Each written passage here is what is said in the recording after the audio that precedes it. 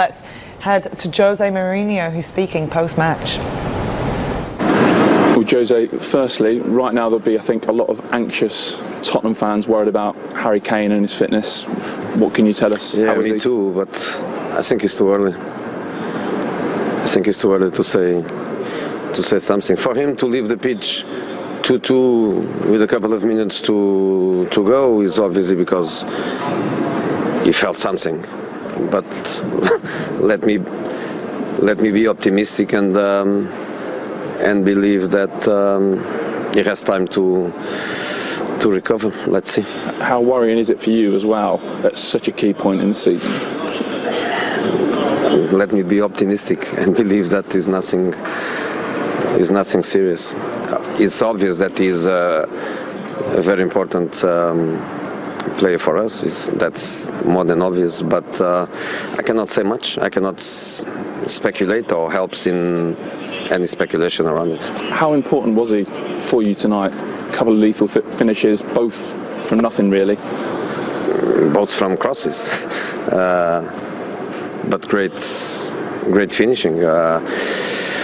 He's the kind of player that you are on the bench, and when you see the first touch, the first control, like in the first goal, and the ball bouncing in front, we are used to see that in training, and we know that it's fantastic finishing. So two beautiful goals, but not a surprise for the ones that see him do that day after day in training. Kane aside, then, what did you make of the performance?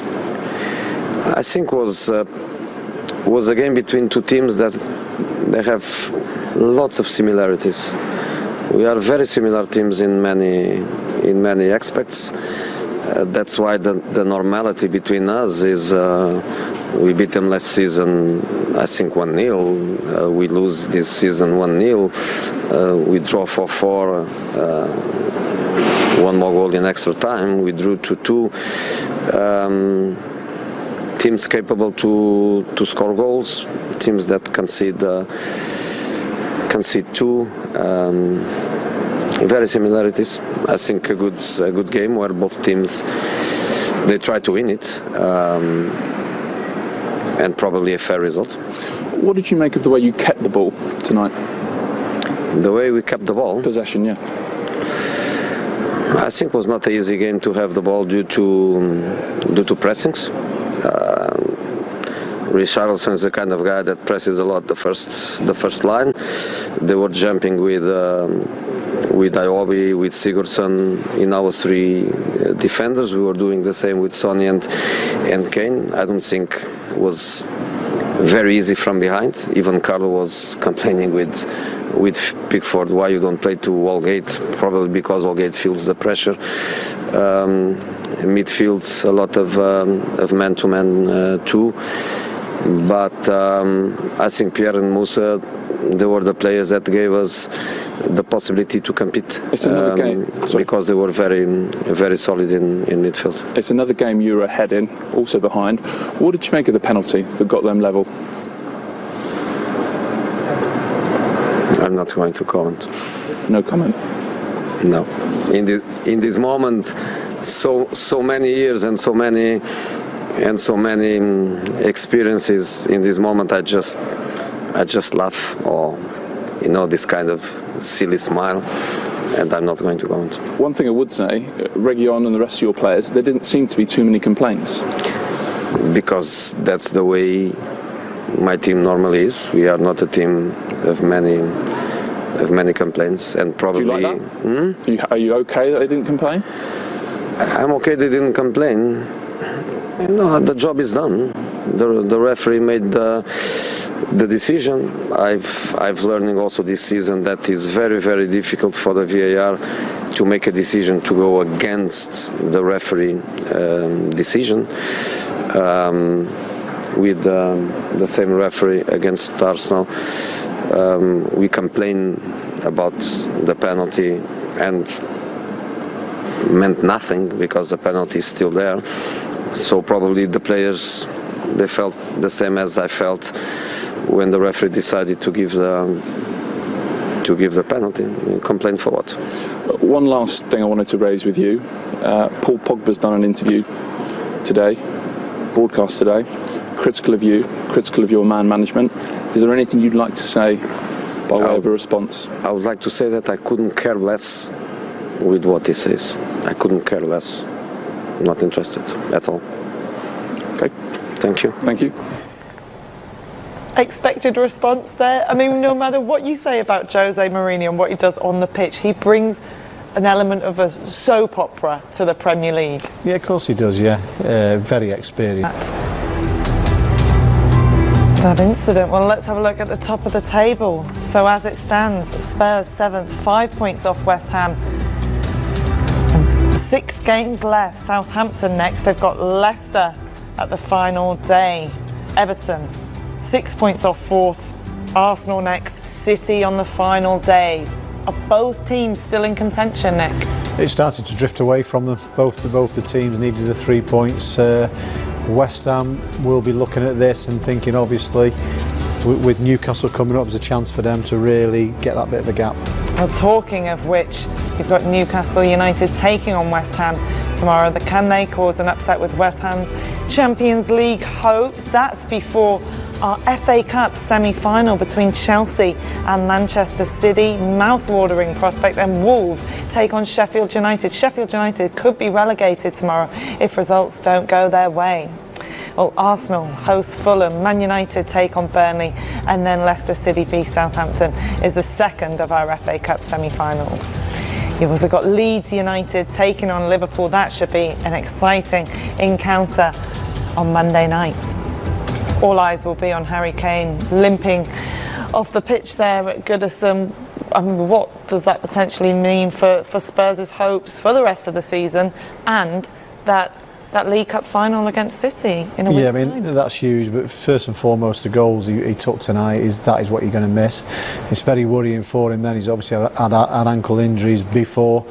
It looks like he's just sprained it. You could see when he goes down, it twists his ankle quickly, and it's possibly, you can see him hobbling there, which is very worrying, but it's about what type of swelling, what they do with it, which, I mean, they'll be on it straight away now. And you could see Mourinho asking the physio, just watch here now where he just as it catches ankle, his right ankle, you can just see then his right one gets the full weight of his body, and you know, he's not really involved in the incident, but it's just twisted him, it's caught him unaware.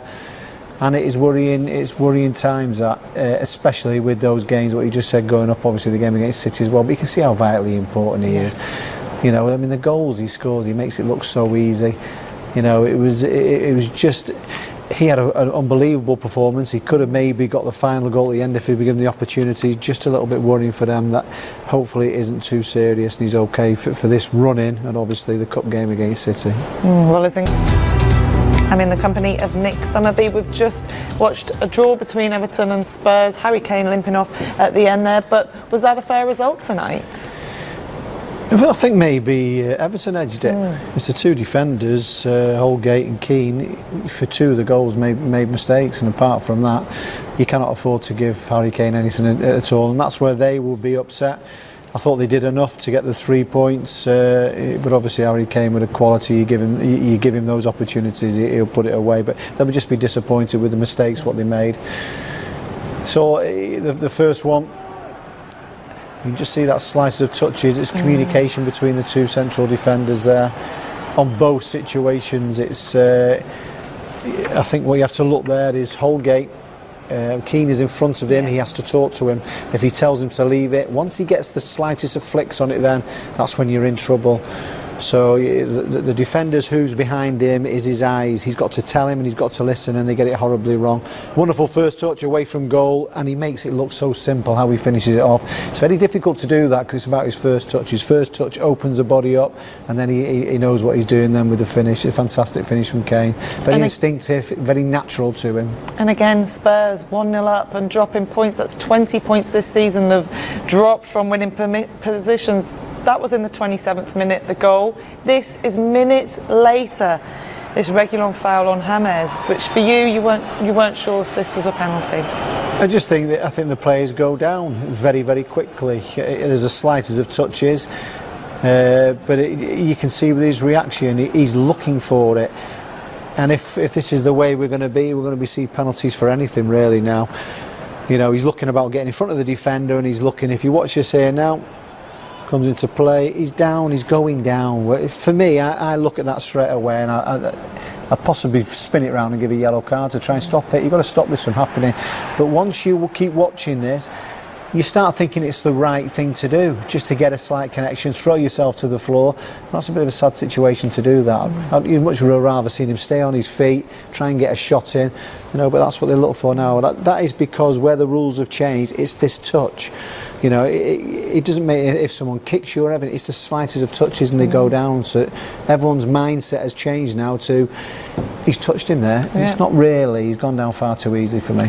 Second half, Ancelotti brought on Seamus Coleman for Alex Iwobi, made an instant impact. What a stunning team goal this is. Arguably one of the goals of the season. Absolutely fantastic. And this epitomised really what their performance is all about going forward. I talk about this going on the front foot. I mean, there's Coleman, quick pass around the corner, look at that, the ball into the box, and he comes onto it. So much of a difficult skill to do, and he does it he's cool, calm, collected, and just side foots it into the net. Bad defending by Spurs, there's your 1-2, there's a cross into the box, and he just comes onto it. And this boy Sigurdsson there's goals in him, goals in him coming from midfield, and this is why, because he does it very easily. Very difficult skill to do that. Wonderful goal that. Brace for Kane, brace for him. We talk about Tottenham sloppy defending as well in the build-up to that goal as well. This is their problem here on out, isn't it? I think it was Reguilon there. I mean, when Coleman gets it, Reguilon moves the opposite. He's got to go and protect the goal. He's got to get goal side. He's not goal side, so he beats him very easily. And you just know, here, just look at him, Reguilon, where are you going? Get on the opposite side of him, and he just opens his body up and he's out the game. There's your 1-2. Just a normal ball into the box, but still a lot of work to be done for him to score from there, and especially to put it away the way he did with his side foot. I mean, I thought they will be upset. Ancelotti will be upset because that was 3 points from there tonight. They were the team that wanted it that little bit more. Okay, we said to you, what would Mourinho say at half-time? It was disappointing the first half for them. There was a reaction from Spurs, but I thought Everton got on top of that. And when they got that goal, then wonderful goal, you thought, well, yeah, it's your night tonight, you deserved it. But you would have to say both sides very not strong at the back, very weak at the back. Yeah, and Everton, another mix-up at the back to gift Harry Kane the opportunity. You hand them on a platter like that for him, he will take them. It's Keane again with the mix-up. No, I look into this. So this is a reverse from the goal, the first goal. So Keane is shouting behind straight away to Holgate. You can hear him, he's shouting, so he's left it. And they've got themselves in a mess. So when he has got the ball there, because he's so close he can't clear it, but he's shouting. If you can see there's Keane, it's mine. So he's left it, but he's not dealt with it. He possibly should have just headed it out for the corner. You know, he can't head it because his body's there. He's the one that shouted, so he's the one that takes control of that situation.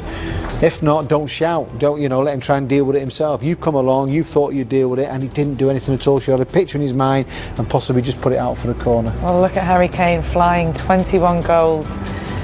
He'd be going head-to-head with Mo Salah for the Golden Boot yet again. So that's 20 Premier League goals. He joins Henry, Aguero, Shearer as the only men to reach 20 or more in 5 Premier League seasons. This is most goal involvement.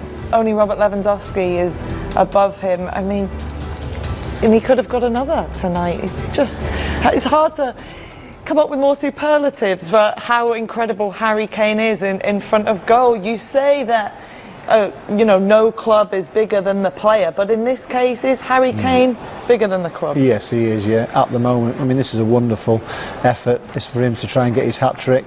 Just look at his awareness of knowing where the goal is. Just tries to help the ball on. Once again, you can always tell quality players because they make it look easy. And this is what he does. He does the difficult part, which is scoring goals, and he makes it look easy. he's produced, he's done everything. If there's anything, there's more come to his game with assists, you know. Yeah. Everything is there. He's the full package. He just needs a club what's going to go with his expectation. I mean, we look when they went to the Champions League final, you know, surely that must have given him the flavour, even though Liverpool won. Doesn't get any bigger than that, you know, and he's stuck with Tottenham. Is he happy? Is he just happy with getting into the top four? He's got to be winning trophies, he's got to be getting titles, because every part of his game deserves that. Now the whole world will be after Kane, and obviously it comes with a big price, but there's only certain football clubs which could have him. And I will say as well, I think he's suited more for... Listen, he goes into Manchester United. Manchester United are up there, title contenders. That's their next stage. Obviously, maybe a couple of players as well there. He's that important for whoever club he goes into. You can say it's City because obviously he's going straight in after Aguero. And we were talking about Haaland before, saying, well, maybe you're going to get 10 years. Well, maybe it won't happen instantly for him when he goes to the Premier League. This man, it's a light for light. Straight away Aguero goes out, you're on, and he'll just get... You can imagine the chances what Man City will create for him if that happened. Can't even think what it means for Spurs if they take on Manchester City in the Cup without Harry Kane. Well, Richarlison as well, let's not forget, had an opportunity to win this one for Everton. Yeah, he had a good performance as well. I thought they looked dangerous. Rodriguez, and they were a threat, and they were doing like what West Ham do. They're trying to win a game of football. I mean, this is a great effort. It comes to him once again with the mistakes what they made, Everton. This at the end of the game you were thinking, go on. And when it comes to him, I think maybe he gets a little bit too confident, just gets underneath it. That would have finished the game off. But once again, great play. King comes on, there's a save from the keeper, and Richarlison come up. You're expecting the ball to get in the back of the net, and look there. Look at Duncan Ferguson in the background as well, just thinking that. So, you know, they will be looking at that, Everton, and they'll be thinking, we've made the mistakes there. Defensively, we weren't good enough. We have to get that sorted out. Who else as well was I talking about before? I thought Godfrey. Tell you what a player is. Maybe move him into centre half. I think he's pacey, strong.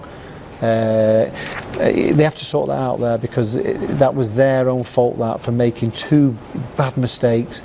You know, they should have got the 3 points. All right, well.